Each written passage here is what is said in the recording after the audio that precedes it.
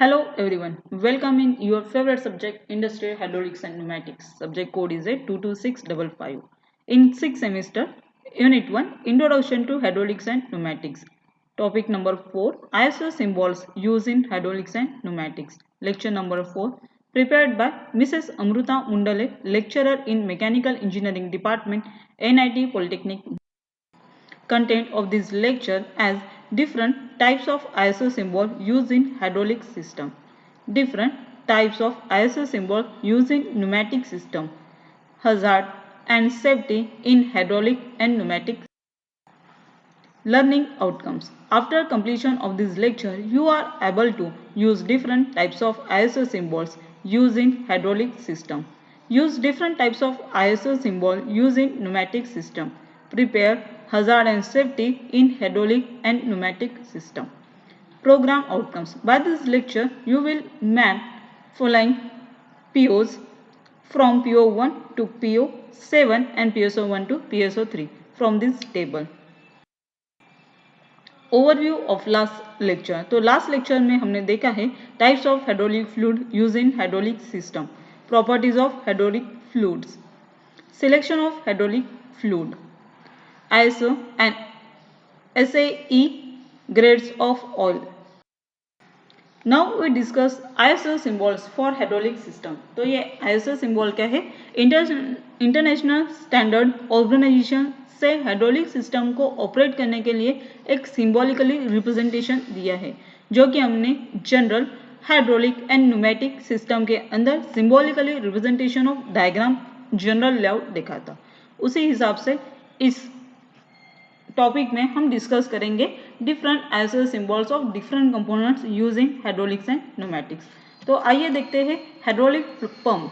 Hydraulic pump का जो function है ये क्या है? Conversion of mechanical energy into hydraulic energy. तो ये मैकेनिकल एनर्जी प्रोवाइड करके हाइड्रोलिक एनर्जी को लिफ्ट करने का काम करता है. तो इसका सिंबल है आपका सर्कल विथ ट्रायंगल. ये जो ट्रायंगल है गिव फील्ड है. तो ये जो रहेगा ये फिक्स डिस्प्लेसमेंट रहेगा. अगर इसमें एक एरो हम इंसर्ट करते हैं तो दैट इज ए वेरिएबल. ये जो टू लाइन्स दी है, इस लाइन से ये शाफ्ट अरेंजमेंट है, इसके साथ आप अगर मोटर अटैच करते हो तो ये पंप हो जाएगा ड्रिवन बाय मोटर. तो ये यूनिडायरेक्शनल है, वन डायरेक्शनल फ्लो है. जब हम पंप को टू डायरेक्शनल फ्लो अलाउ करते हैं तो ये जो एरो है वो दोनों डायरेक्शन से फ्लो होगा.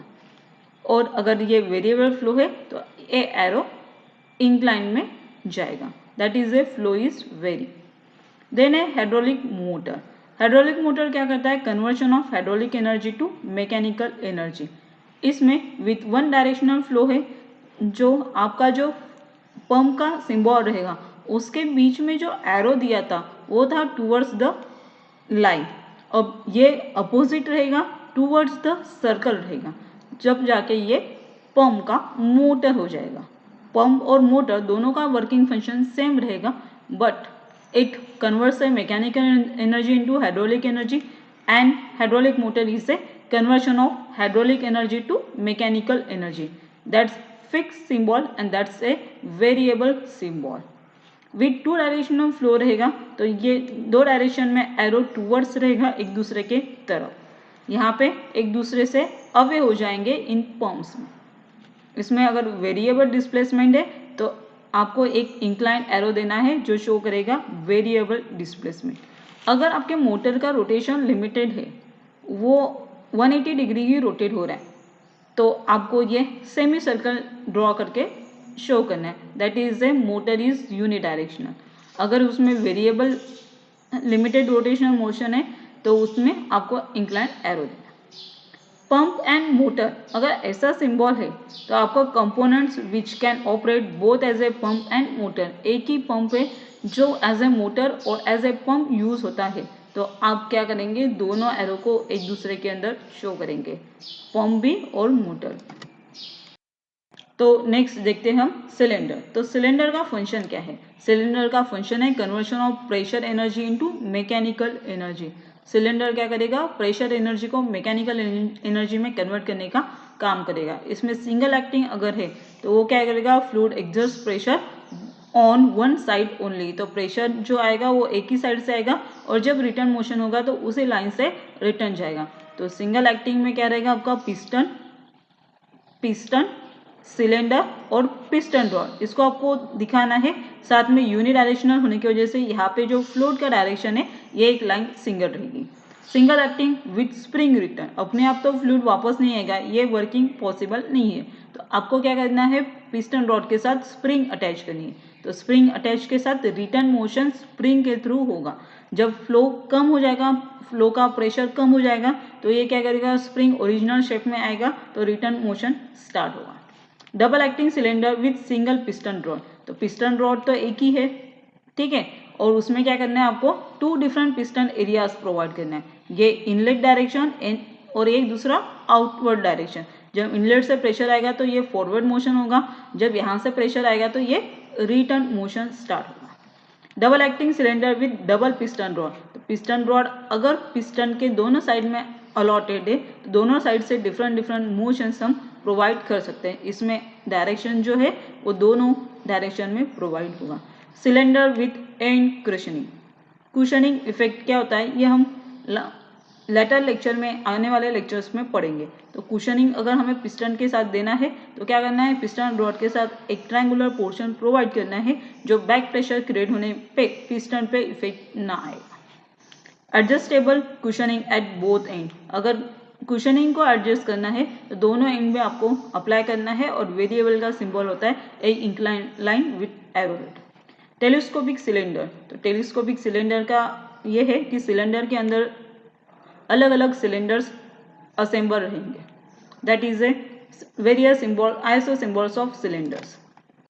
देखते हैं हम कंडक्ट लाइन, तो अगर हमें conductor line main working line show करनी है तो हमें क्या करना है, स्ट्रेट लाइन में डार्क लाइन शो करना है।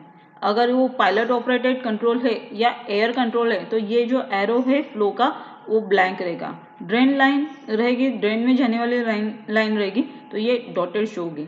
फ्लेक्सिबल कनेक्शन लाइन, अगर कोई कनेक्शन स्ट्रेट दिखाना पॉसिबल नहीं है तो हम इसको कर्व फॉर्म में भी कनेक्ट कर सकते हैं। लाइन जंक्शन है डॉट एट क्रॉस पॉइंट, इस तरह से आपको शो करना है कि अगर दो लाइन एक दूसरे में क्रॉस हो रही है तो आप उसमें डॉट पॉइंट देंगे। प्रेशर लाइन विद प्लग, अगर प्रेशर लाइन है तो आपको क्या करना है, क्रॉस लाइन से इंडिकेट करना है। क्विक एक्टिंग कपलिंग, ये इसलिए यूज होता है, note that is connected position both check valves are open and when disconnected they are closed by spring force। तो ये आपका कनेक्टेड लाइन से, तो क्विक एक्टिंग ये जो होती है ये चेक वॉल होती है। तो चेक वॉल क्या करता है, एक ही डायरेक्शन से फ्लो अलाउ करता है। रोटेटिंग जॉइंट, अगर कोई रोटेटिंग जॉइंट है तो आपको इस तरह से शो करना है। स्टोरेज टैंक को दिखाने का अलग अलग है, एक वेंटेड रिजर्व ऑयल टैंक है तो आपको ये सिर्फ ट्रायंगल से इस तरह से शो करना है, रेक्टेंगल से, और इसका एक एंड ओपन रखना है। अगर प्रेशराइज रिजर्वायर है तो आपको उसको क्या करना है, क्लोज टैंक शो करना है। Then tank with piping oil level indicator and air blending, अगर आपके टैंक के साथ ये अरेंजमेंट है तो आपको इसके अलग अलग सिंबल्स यहाँ पे शो करने हैं और ये बेसिकली न्यूमेटिक में यूज होगा। एयर टैंक और रिजर्वायर जो रहेगा तो ये इस तरह से एयर टैंक शो होगी।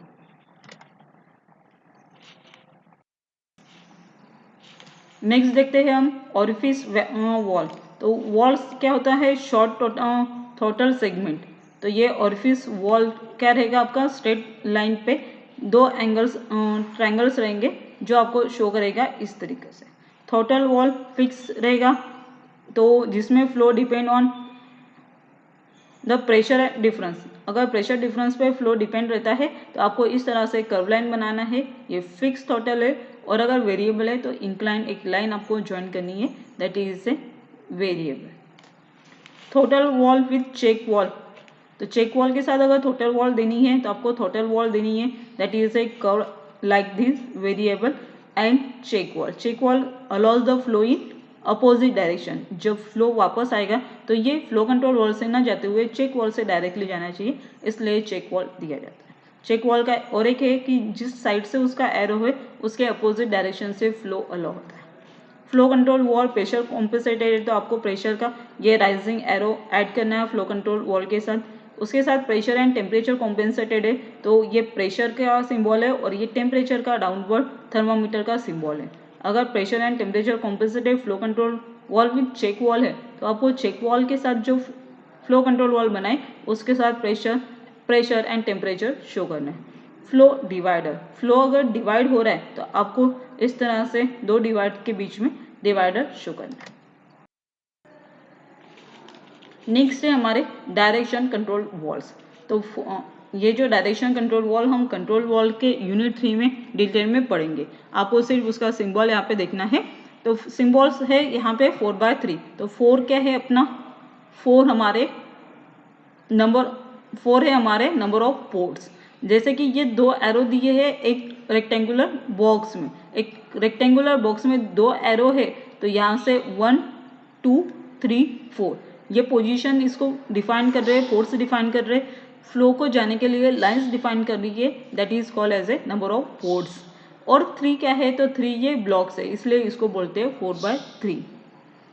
इसमें डिफरेंट पोजीशंस होती है जो हम लेटरली डिस्कस करेंगे। अभी हम देखते हैं 2/2 डायरेक्शन कंट्रोल वॉल किस तरह से शो होता। 2/2 यानी यहाँ पे दो स्विचिंग पोजीशन है और दो ही अलॉटमेंट है, 1 and 2, तो that is called as a 2/2 direction control valve. 3/2 है, मतलब इसकी 3 पोर्ट्स है जहाँ से फ्लो अलाउ होगा, और इसके जो रेक्टेंगुलर ब्लॉक्स है वो 2 है, इसलिए इसको 3/2 बोला जाता है। वैसे ही 4/2 यानी क्या, तो 1 2 3 4 फ्लो को अलाउ करने का फ्लो डायरेक्शन जो रहेगा वो रहेगा 4 पोर्ट्स, दैट इज ए 4, और 2 क्या है इसके रेक्टेंगल्स, दैट इज ए 4/2। वैसे ही 4/3, 5/2, 5/3 एंड 6/3। नेक्स्ट है ISO symbol for pneumatic system. तो ये सिमिलर टू हाइड्रोलिक सिस्टम है, बट इसमें कुछ एक्सेप्शनल केसेस हैं। तो कंप्रेसर क्या करता है, conversion of mechanical energy to pressure energy.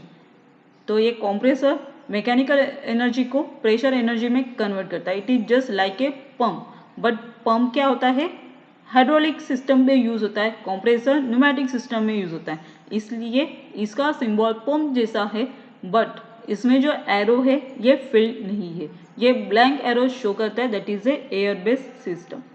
Fix variable air motor, opposite direction arrow but air filled, that is a blank arrow, that's called as a air motor.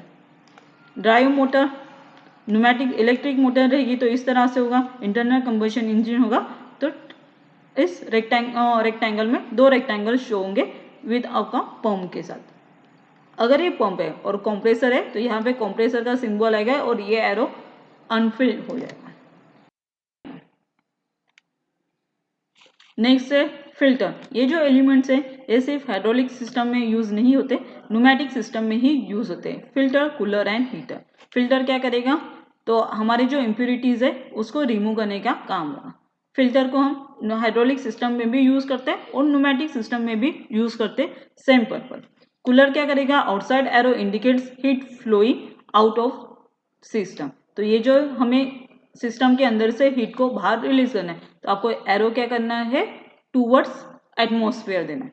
Heater क्या करेगा, allows the heat from surrounding to system. तो क्या करेगा, heater inverse arrow show होगा, तो बाहर की जो हीट है वो एब्जॉर्ब करेगा हीटर और इनसाइड छोड़ेगा। Heater with liquid heating medium, अगर लिक्विड फ्लो होके हीटिंग हो रहा है तो ये एरो बाहर से इनवर्ड होंगे। Heating with gaseous heating medium, अगर गैसियस मीडिया है हीटर करने का तो आपको क्या करना है, एरो को ब्लैंक रखना है। सेपरेटर विथ मैनुअल ड्रेन, तो ये इस तरह से नीचे से एक डायमंड शेप में ट्रायंगल बनेगा जो आपको वाटर को वो वहां पे ड्रेन करके रखेगा। Separator with automatic drain, automatic अगर ड्रेन है तो यहाँ पे 2 triangles. Then now discuss about the hazard in hydraulic and pneumatic. तो हजार्ड क्या होता है, तो जो प्रॉब्लम्स हमारे सिस्टम के अंदर आएगा, जो हमारे हाइड्रोलिक सिस्टम या न्यूमेटिक सिस्टम को प्रॉब्लमेटिक करने का काम करेगा। Hydraulic system store fluid under high pressure, the workman are expose to following hazards. Burns from hot high pressure fluid, तो क्या हो सकता है, सिस्टम के अंदर का जो हाई प्रेशराइज फ्लूइड है जो हीटेड है तो उससे क्या हो सकता है, बर्निंग हो सकता है। Injection of fluid into the skin, तो जो भी high temperature fluid, high pressure fluid अगर आपके शरीर पे गिरता है तो उस पर क्या हो जाता है, कुछ भी प्रॉब्लम्स हो सकते हैं। तो injection of fluid into the skin, ये भी प्रॉब्लम हो सकता है।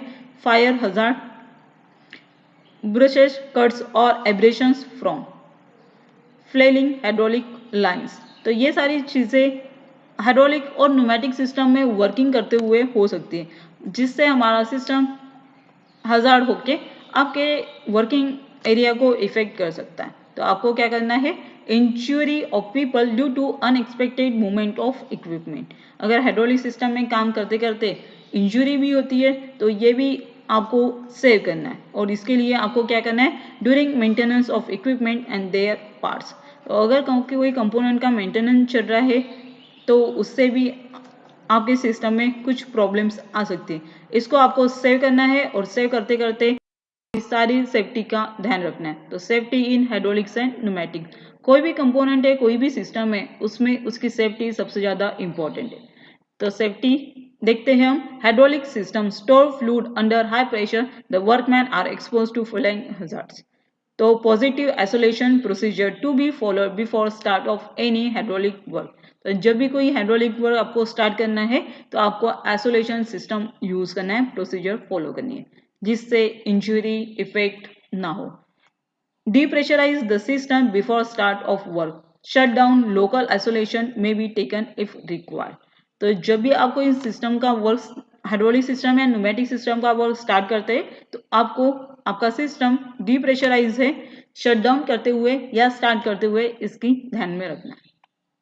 Never begin work on a hydraulic pneumatic system until fully train. जब तक आप प्रॉपरली ट्रेन नहीं होते तब तक आपको ये मशीन्स ऑपरेट नहीं करनी है। Never begin work on the hydraulic and pneumatic system without using A risk assessment. बिना रिस्क असेसमेंट किए आपको ये सिस्टम का वर्क करना है। Carefully review the manual on equipments before beginning work. Ask questions about anything you do not fully understand. Use all required safety equipment like gloves, masks, etc. Next is a never try to repair a part without having full knowledge about it. जब तक आपको किसी component का full knowledge नहीं है तब तक आप उसको रिपेयर करने की कोशिश ना करें। Each hydraulic system must have a documented procedure of de-energize and load locking. This should be known to all maintenance personnel. तो ये सिस्टम भी आपको ध्यान में रखना है। Document and practice depressurize procedure in each of the circuit. तो आपको सारे सिस्टम का जो प्रेशर है, जो भी आप ऑपरेशन कर रहे हैं, स्टार्ट और शट डाउन, तो ये डिप्रेशराइजिंग करना आपको इम्पॉर्टेंट है, उसको आपको भूलना नहीं है। While testing the system after repair, never stand close to unit. जब भी आप सिस्टम को रिपेयर करते हैं तो उसको स्टार्ट करने के लिए आप सिस्टम के क्लोजर ना खड़े रहें। Any components, pipe, hose fitting may fail. Tightenings of joint should be done in depressurized condition. Now the time is to discuss unit outcomes achieved. तो इस यूनिट से हमने सीखा use different types of ISO symbols used in hydraulic system. Use different types of ISO symbol used in pneumatic system. Prepare hazard and safety in hydraulic or pneumatic system. Summary of today's lecture as different types of ISO symbol used in hydraulic system, also in pneumatic system. Hazard and safety in hydraulic or pneumatic system.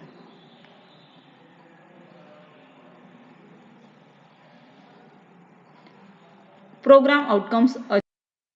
Now the time is to give some assignment, and that assignment is a assignment number 4. Question 1. Draw symbol of the following terms: pressure control valve, compressor, variable displacement pump, rotary actuator, 4x3 DCV with solenoid operated and spring return valve, flow control valve. Describe hazard and safety used in hydraulic or pneumatic system. All of note this question in your copy and solve. By solving these questions, you have to watch this video again and again. If there is some queries regarding this topic, contact to subject teacher. Topics for next session. तो next session में हम पढ़ने वाले हैं hydraulics, pump and actuators, how it will be work. Thank you. Happy learning. Stay online.